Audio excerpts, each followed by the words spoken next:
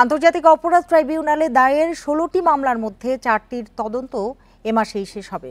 আইন উপদেষ্টার আশা অক্টোবরের মধ্যে জুলাই গণহত্যার ৩ থেকে ৪টি মামলার রায় হবে। সচিবালয়ের সংবাদ সম্মেলনে তিনি আরও বলেন, মত প্রকাশের স্বাধীনতা বিরোধী ৩৯৩টি মামলা প্রত্যাহার করা হবে।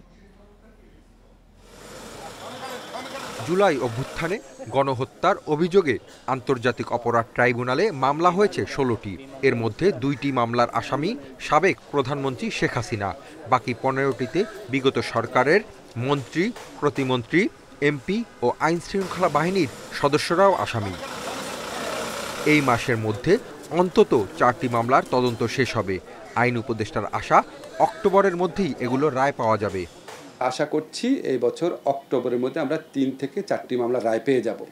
এই সমস্ত মামলায় সাবেক প্রধানমন্ত্রী শেখ হাসিনা সহ আওয়ামী লীগের শীর্ষস্থানীয় নেতৃবৃন্দ এবং শীর্ষস্থানীয় কিছু পুলিশ এবং প্রশাসনিক কর্মকর্তা এই সমস্ত মামলায় আসামি হিসাবে রয়েছেন, যে ৩-৪টা মামলার কথা আপনাদেরকে বললাম।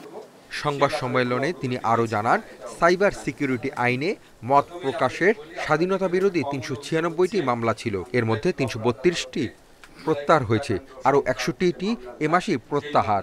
সাইবার সিকিউরিটি অ্যাক্টের অধীনে আমরা শুধুমাত্র স্পিচ অফেন্স, মত প্রকাশের স্বাধীনতার কারণে যেই অফেন্সগুলো হয় সেই মামলাগুলো প্রত্যাহার করছি।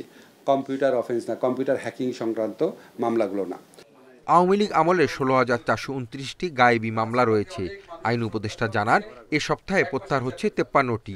এ মাসের মধ্যে হবে ১,২১৪টি।